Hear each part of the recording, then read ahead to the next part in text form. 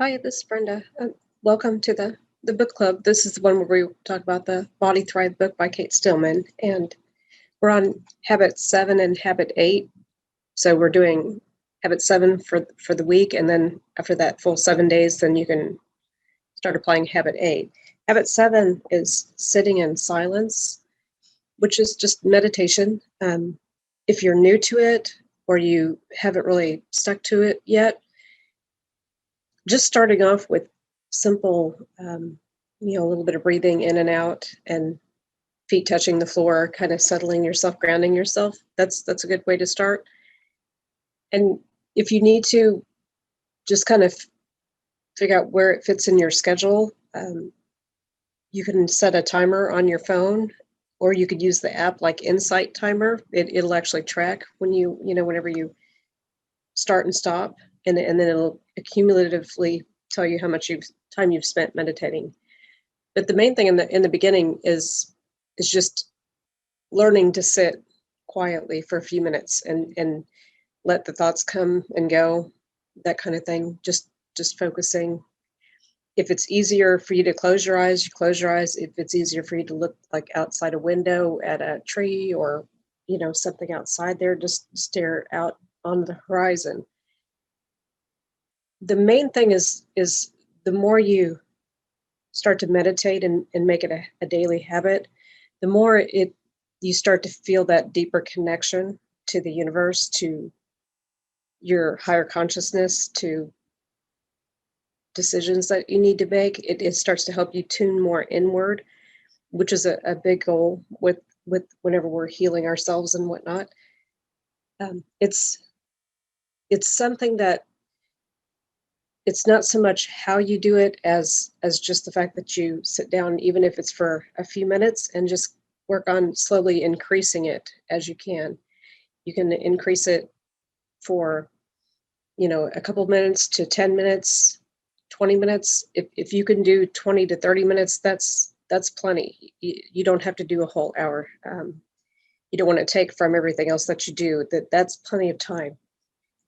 Anybody that's familiar with ancestral healing, whenever you do that type of work, those sessions are just like when you do 20 minutes in that type of meditation is equal to like 4 hours. So it's depending on the type that you do, you're going to feel a stronger benefit from it. You just have to find what works best for you, whether it's sitting quietly, whether it's during a breath work where you're breathing in and out, whether it's walking outside, a walking meditation, guided meditations. Those are really nice. I love those.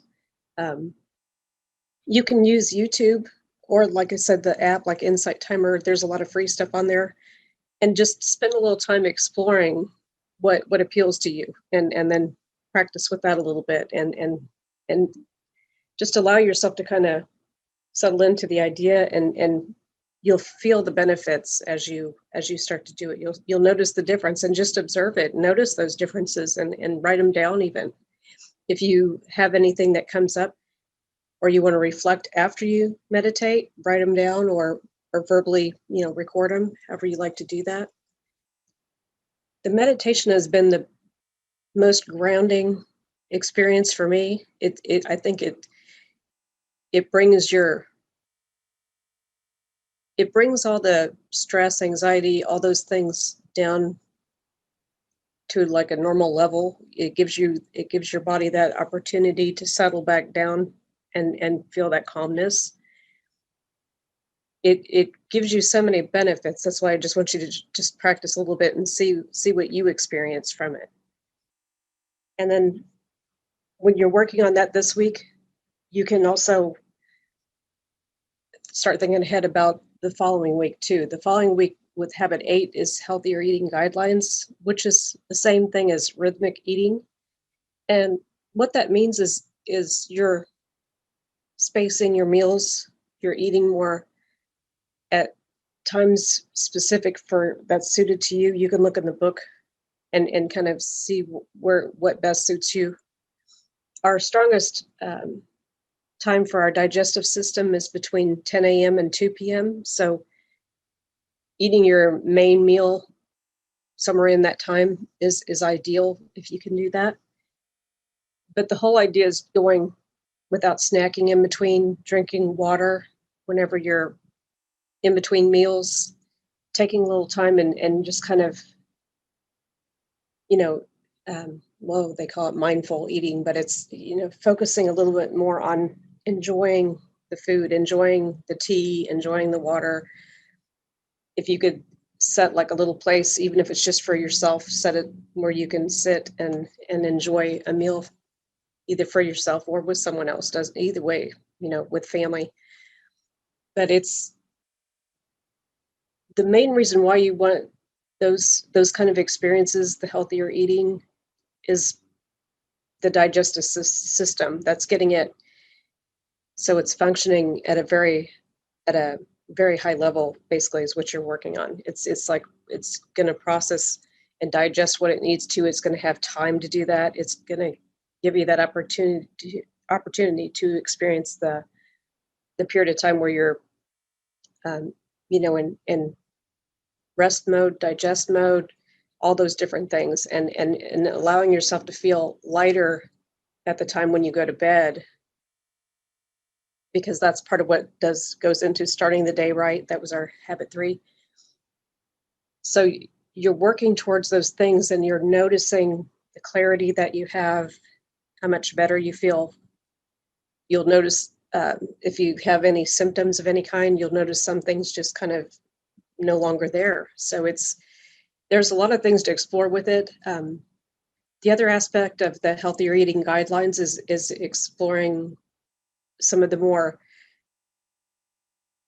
foods that are not processed, organic when you can, fresher foods. Just not everybody's body is wanting like all raw. That's in our Ayurveda. That's not suited to people like me. When you have the Vata, what they call the Vata constitution. So there's still a certain level where you're going to have cooked foods and whatnot. And as a new person to this, you don't have to eat Ayurvedically. You could eat just your regular foods, cook, when you're eating in the evening, eating a little bit less. You don't have to push yourself hard or anything. Just try a little bit less or smaller portions, making sure that there's healthy fats in there so that it'll help sustain you to the next morning. Those are just some of the different things you can do. And there's intermittent fasting. If this is a time when if you want to try a little bit of that, and you can just set yourself like a time frame. So you can decide like, okay, next week I'm going to, for 5 days, I'm going to fast, and I'm going to do that for 14 hours. I'm going to go without eating. And then I'm going to have that other time, the rest of that time for feeding whenever I eat. It's in that time frame, in the 24-hour schedule. And then I'm going to leave that 14 hours to allow the stomach and the digestive system to rest and to process what's hasn't been processed in there. It's going to help the body with the fat and the metabolism. And it's something you like I said, there's some information in the book too, and that's part of what you can read through. Anybody that's in the group here, you can either, a lot of the libraries have the book now. It's really getting inexpensive on Amazon, so you could pick one up from there. But it's otherwise the information that I have on here is in our Facebook group and on the YouTube channel, Perceptive Healings. All those things have for each. On Facebook, it's under guides, and it'll show units. So under each unit, it has the habits. So you could go to habit 7 and habit 8 and look at those videos there and look at the resources. There's also the workbook that you could download, which is, under the files on the Facebook group as well. And just keep exploring this. And if you have any questions as you're doing this or any challenges, just reach out. And especially if you can join the group, it helps because I can respond a lot easier in the group to questions. And